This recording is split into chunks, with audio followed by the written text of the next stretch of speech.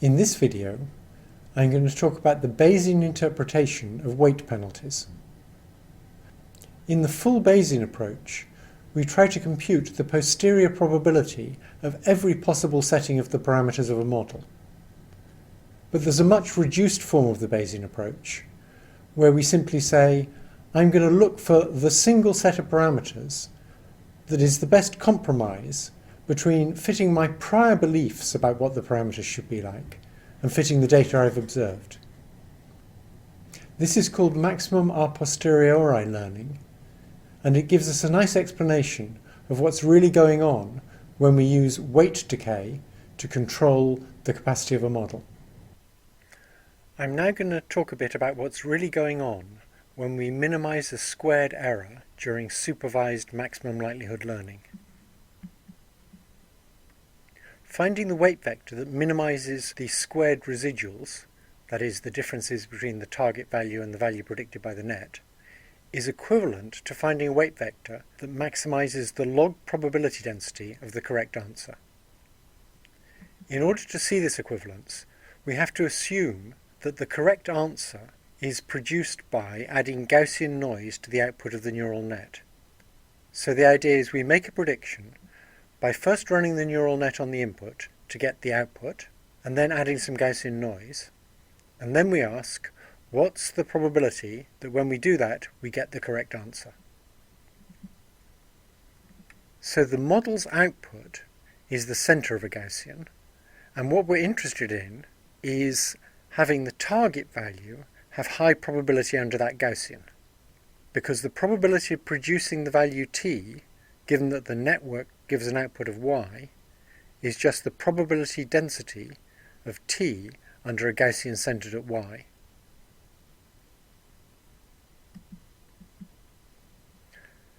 So the math looks like this. Let's suppose that the output of the neural net on training case C is yc, and this output is produced by applying the weights w to the input c. The probability that we'll get the correct target value when we add Gaussian noise to that output yc is given by a Gaussian centered on yc. So we're interested in the probability density of the target value under a Gaussian centered at the output of the neural net. And on the right here, we have that Gaussian distribution with mean yc. We also have to assume some variance, and that variance will be important later. If we now take logs and put in a minus sign, we see that the negative log probability density of the target value tc, given that the network outputs yc, is a constant that comes from the normalizing term of the Gaussian, plus the log of that exponential, with a minus sign in, which is just tc minus yc squared divided by twice the variance of the Gaussian.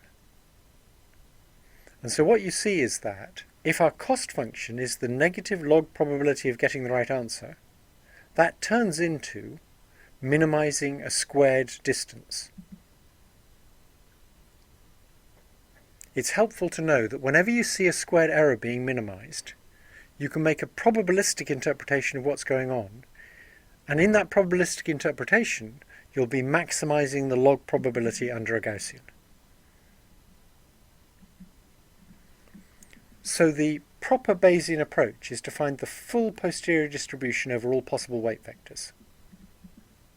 If there's more than a handful of weights, that's hopelessly difficult when you have a nonlinear net. Bayesians have a lot of ways of approximating this distribution, often using Monte Carlo methods. But for the time being, let's try and do something simpler. Let's just try to find the most probable weight vector. So the single setting of the weights that's most probable, given the prior knowledge we have, and given the data. So what we're going to try and do is find an optimal value of w by starting with some random weight vector, and then adjusting it in the direction that improves the probability of that weight vector given the data. It'll only be a local optimum. Now, it's going to be easier to work in the log domain than in the probability domain. So if we want to minimize a cost, we'd better use negative log probs. Just an aside about why we maximize sums of log probabilities, or minimize sums of negative log probs. What we really want to do is maximize the probability of the data, which is maximizing the product of the probabilities of producing all the target values that we observed on all the different training cases.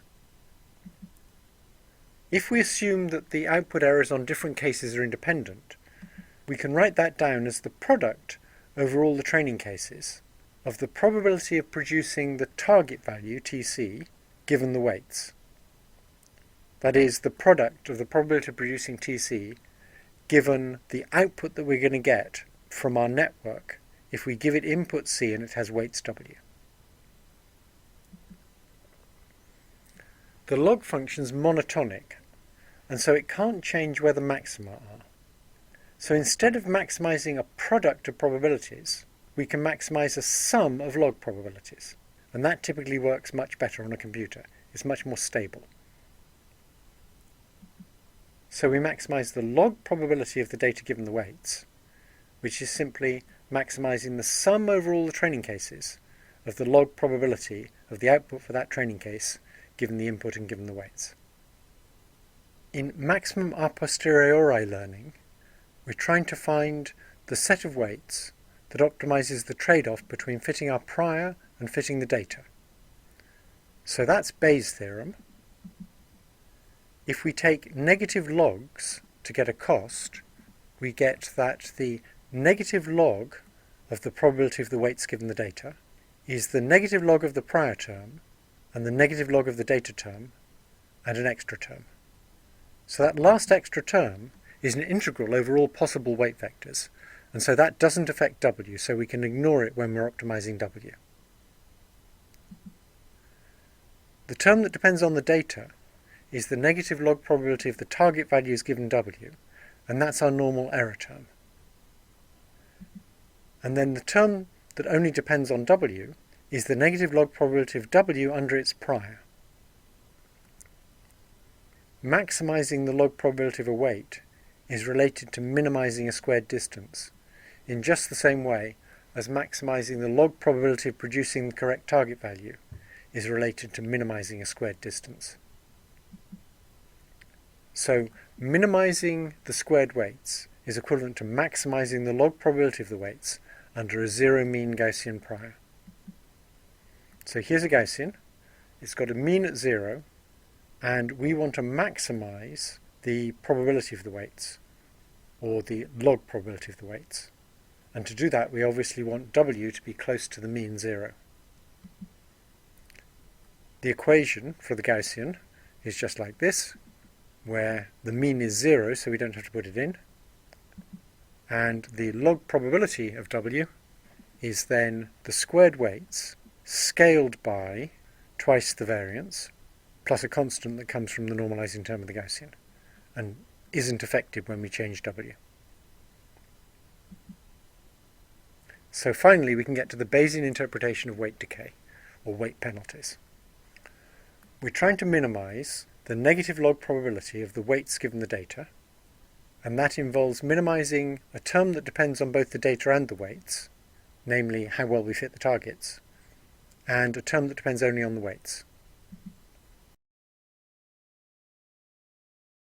Is derived from the log probability of the data given the weights, which if we assume Gaussian noise is added to the output of the model to make the prediction, then that log probability is the squared distance between the output of the net and the target value scaled by twice the variance of that Gaussian noise. Similarly, if we assume we have a Gaussian prior for the weights, the log probability of a weight under the prior is the squared value of that weight scaled by twice the variance of the Gaussian prior.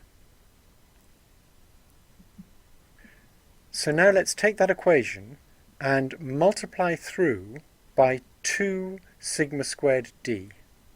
So we get a new cost function, and the first term, when we multiply through, turns into simply the sum over all the training cases of the squared difference between the output of the net and the target, That's the squared error that we typically minimize in a neural net.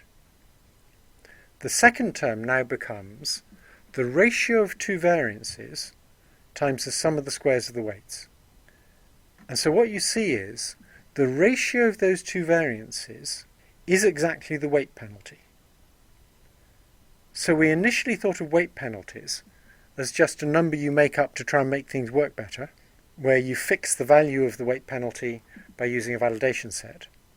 But now we see that if we make this Gaussian interpretation, where we have a Gaussian prior and we have a Gaussian model of the relation of the output of the net to the target, then the weight penalty is determined by the variances of those Gaussians. It's just the ratio of those variances. It's not an arbitrary thing at all within this framework.